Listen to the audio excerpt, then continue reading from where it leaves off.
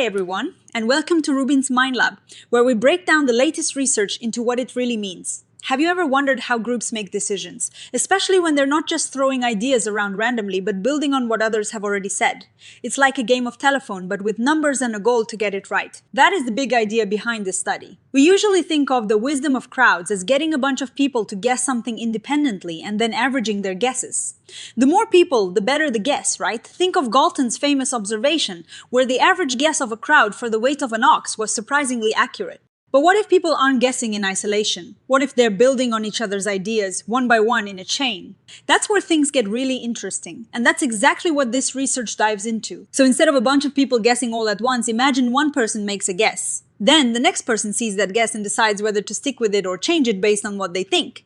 Then the third person sees the second person's guess and so on. This is called sequential collaboration. It is like a team working on a problem step by step, where each person's contribution influences the next. Previous research has shown that this way of working together can be just as good or even better than the traditional wisdom of crowds, where everyone guesses on their own. But here is the challenge. While scientists have built computer models to describe how this sequential collaboration might work, they couldn't really test the nitty-gritty details of those models with real data.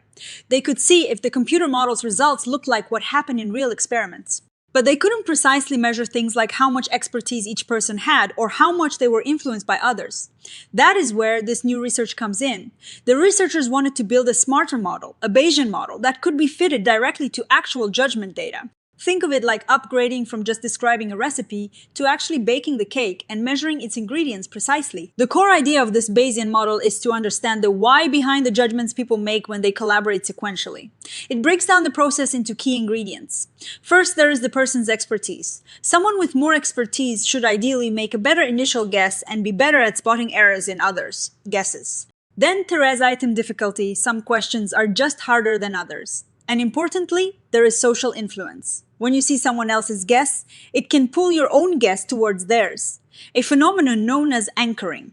This model tries to quantify all of these factors. Before they tested it on real people, they did what scientists often do. They ran a simulation. They essentially created a bunch of fake experiments using their new model. They generated data that mimicked how people might make judgments in sequential collaboration. Then, they used their Bayesian model to try and recover the original fake parameters they had used to create the data. The good news, the model was pretty good at figuring out the original numbers, even when they varied the number of people and the number of questions. This tells them the model is robust and likely to work well with real data. This is where the rubber meets the road. They took the model and applied it to 4 real-world datasets. These datasets came from previous studies where people had engaged in sequential collaboration. And guess what? The numbers the model spat out about expertise, how much people were influenced and how difficult the items were, lined up really well with what the researchers already knew or expected from those previous studies. For example, in experiments where expertise was manipulated, the model correctly identified that people who were trained to be more expert actually showed higher estimated expertise. This is a strong sign that the model is capturing something real about how people think and collaborate. Now, no model is perfect, and scientists always try to improve them. They tested different versions of their Bayesian model. One key question was whether to include response biases. Think of this as a systematic tendency for people to lean one way or another, not necessarily because of expertise, but just because of how they tend to respond. They found that when the tasks were similar and used a consistent scale, like estimating the number of dots, including these bias parameters, made the model fit the data much better. This is a significant finding, suggesting that people aren't always just aiming for the right answer. They often have these underlying response tendencies that need to be accounted for, especially in more uniform tasks. So, what does all of this mean? This Bayesian model is a powerful new tool. It allows researchers to move beyond just describing sequential collaboration and start quantifying the cognitive processes involved. They can now put actual numbers on things like how much expertise matters, how strong social influence is, and how difficult a task truly is for individuals. This opens the door to testing specific hypotheses about how people think and interact in groups in a much more rigorous way. This research isn't just about sequential collaboration. It is bringing together ideas from many different areas of psychology.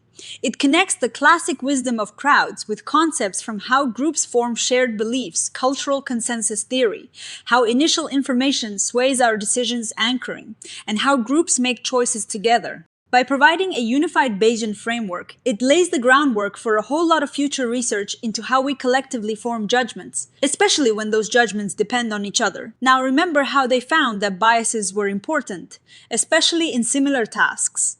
This part of the paper discusses how they modeled those biases. They used ideas from another area of research called cultural consensus theory, which has already developed ways to model biases in continuous data.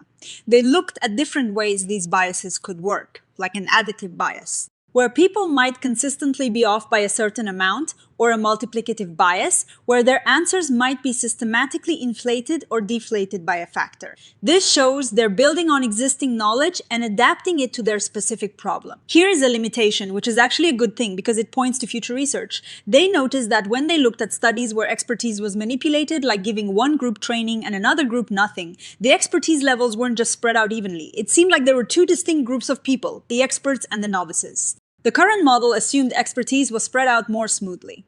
This suggests that future models might need to account for distinct groups of expertise, especially when interventions are involved. Another limitation they identified was related to the type of questions used. In one of the datasets they analyzed, the questions covered a really wide range of topics with very different scales. Some were about small numbers, others about huge numbers. Because of this, they had to select only a small subset of 15 items that were more similar to make the modeling work reliably. This means that for tasks with vastly different scales, estimating biases might be trickier. It highlights the importance of having tasks where participants can form a consistent understanding of the scale of their answers. To overcome some of these challenges in future studies, the researchers suggest some practical tips. They recommend that everyone in a study should ideally provide some independent judgments first. This helps get a baseline estimate of their expertise. Also, having these independent judgments at the very start of a sequential chain can help get a better handle on how difficult each item is.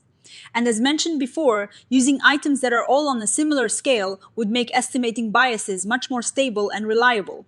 These are great takeaways for anyone planning research in this area. So, to wrap it up, this study has given us a powerful new Bayesian model for understanding sequential collaboration. It takes the ideas from an existing computational model and makes them testable with real-world data.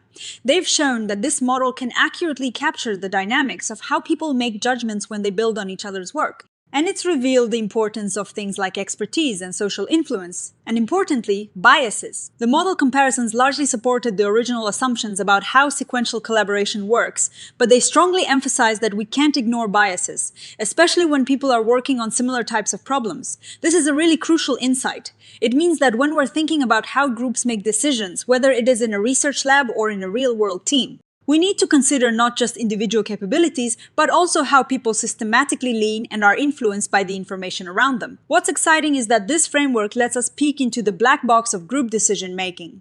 We can now put numbers on abstract concepts like a person's expertise or how much a certain question tends to reduce uncertainty. This is incredibly useful for testing theories and even for seeing how different interventions, like training programs designed to boost expertise, might actually affect these underlying parameters. This research is a big step forward for understanding how we collaborate, not just in formal sequential settings, but in any situation where our judgments are influenced by others. It's a foundation for more research into how we take advice, how anchoring effects work, and how we make collective decisions in general. It really highlights that when we work together, it is a complex dance of individual skills and social interactions. And now we have a better way to measure those steps. What I find particularly fascinating is how this model bridges the gap between individual psychology and group dynamics. It shows that understanding the individual's cognitive processes, their expertise, their biases is essential for understanding how groups arrive at their collective judgments. It's a reminder that even in the wisdom of crowds, the individual still matters, and the way individuals interact sequentially can be a powerful driver of accuracy. This research is a fantastic example of how we can use sophisticated modeling techniques to unpack complex human behavior. It's opened up new avenues for research, and I'm really excited to see how scientists will use this Bayesian framework to explore even more questions about how we learn, decide, and collaborate. What do you all think? Does this make sense with your own experiences of working in groups? Let me know in the comments below. If you found this breakdown helpful, please give this video a thumbs up, subscribe to RUBIN'S Mind Lab for more science explained, and hit that notification bell so you don't miss our next dive into the fascinating world of psychology. Thanks for watching, and I'll see you in the next one.